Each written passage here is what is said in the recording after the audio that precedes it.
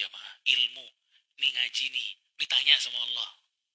Ilmunya untuk apa? Bima amila.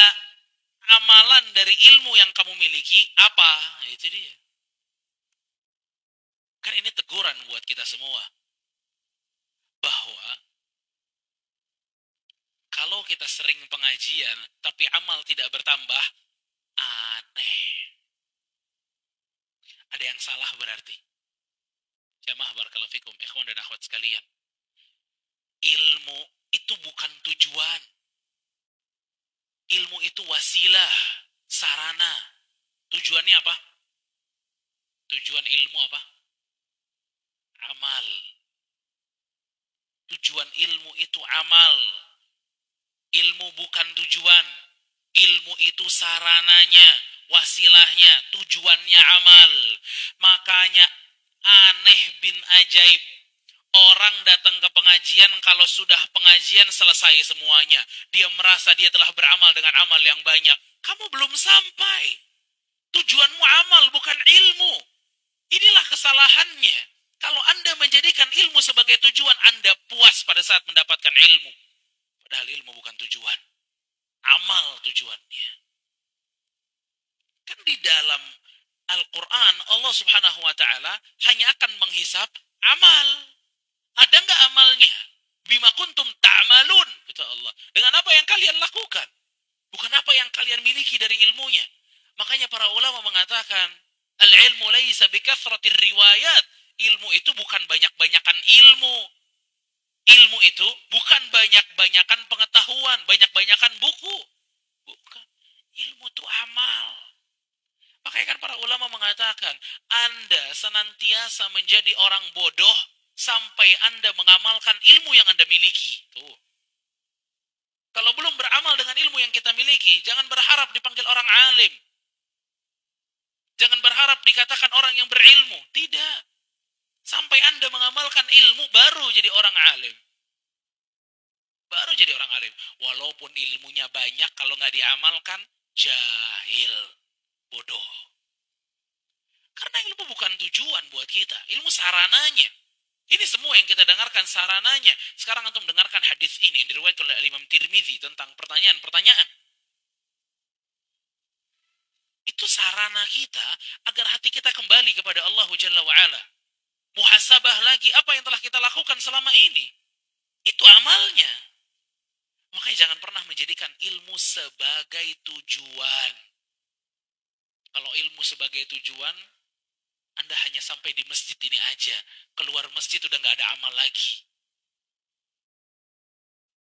Padahal ilmu, sarana, amal tujuannya. Amal tujuannya. Rasul sallallahu alaihi wasallam bersabda dalam sebuah hadis, "Yuja'u birrajuli yawmal qiyamah, fayalqa fin nar, fatandaliqu aqtabuhu fin nar, fayaduru kama yaduru al-himaru birrahah." Ada seseorang yang didatangkan pada hari kiamat, lalu ia lantas dilemparkan ke dalam neraka. Usus-ususnya pun terburai dalam neraka. Keluar ususnya dalam neraka. Lalu dia berputar-putar seperti keledai memutari penggilingannya. Lantas penghuni neraka berkumpul lalu bertanya, "Ei fulan, ma sya'nuka? Alaysa kunta ta'muruna bil ma'ruf wa tanhana 'anil munkar?" Wahai fulan, ngapain di neraka? Bukankah kamu dulu orang yang senantiasa mengingatkan kami kepada kebaikan? Bukankah kamu dulu yang selalu mencegah kami kepada kemungkaran? Apa kata orang ini? Dia bilang, "Kuntu amurukum bil ma'rufi wa la atih, wa anhaakum 'anil munkari wa atih." Dahulu aku memerintahkanmu kepada kebaikan, namun aku tidak melakukan. Dan aku mencegah kalian dari kemungkaran, namun justru aku lakukan. Tuh lihat. Ada manfaat gak ilmunya? Tidak ada manfaat. Kenapa? Nol amalannya. Dia nggak beramal dengan ilmunya. Tidak manfaat. Makanya yang akan ditanya oleh Allah Jalla wa'ala, wa an ilmihi fi ma'amila. Ilmunya untuk apa? Makanya jamaah ikhwan dan akhwat rahimani wa rahimakumullah. Selain semangat ngaji, harus semangat beramal. Dahulu para salaf, mereka bukan hanya semangat ngajinya, tapi mereka semangat kalau mau ngaji ini niat mereka sudah besar dalam hatinya. Apa yang bisa saya amalkan nanti? Saat saya mendengar hadisnya, saat saya mendengar ayatnya, apa yang bisa saya amalkan dengan itu semua? Jadi kita harus bertanya kepada diri kita, ini pengajian kita fungsinya apa? Kalau balik gak ada amalnya, apa fungsinya? Mengoleksi ilmu akan menjadi pemberat amalan kita di hari kiamat. Ilmu untuk diamalkan, bukan untuk dikoleksi. Ilmu bukan sesuatu yang kita masukin status, kita share ke orang. Kita taruh di Instagram kita, kita share ke orang. Sebelum Anda share, amalkan. Amalkan. Tujuan ilmu untuk diamalkan. Para salaf itu mendengar satu ayat, mendengar satu hadis, berubah mereka. Kenapa? Karena mereka tahu tujuan pendengaran mereka terhadap ayat dan hadis, amal. Amal. Contoh kecil. Seorang sahabat yang masih kecil waktu itu pernah duduk makan bersama dengan Nabi alaihi salatu wassalam. Mereka makan bersama Nabi SAW, namun tangan anak ini ke kanan, ke kiri. Makannya tuh tidak sesuai dengan adab.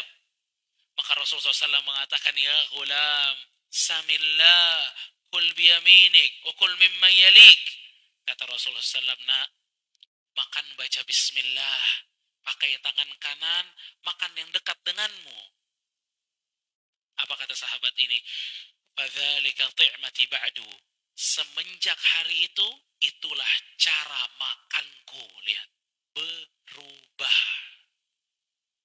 Dengan satu hadis, jemaah. Berubah cara makannya. Kalau makan bismillah, pakai tangan kanan, makan yang ada di sisinya, berubah. Ini para salaf, ini yang mesti kita contoh juga. Jadi mereka bukan hanya semangat mendengar, tapi mereka semangat beramal. Betapa banyaknya perkataan para sahabat yang mengatakan, semenjak saya mendengar itu, maka saya begini dan begitu. Sering sahabat mengatakan itu. Umar bin Khattab pernah waktu itu bersumpah atas nama ayahnya. Kemudian Rasulullah SAW melarang, tidak boleh bersumpah atas nama ayahnya, harus bersumpah atas nama Allah Jalla wa'ala. Maka kata Umar bin Khattab, semenjak itu, la ahlifu illa billah. Aku tidak pernah bersumpah kecuali atas nama Allah, tidak dengan sengaja ataupun tidak sengaja. Benar-benar saya hanya bersumpah atas nama Allah. Berubah. Berubah. Itu para sahabat. Mereka semangat amalnya tinggi. Karena mereka tahu ilmu itu bukan untuk dikoleksi, tapi untuk diamalkan.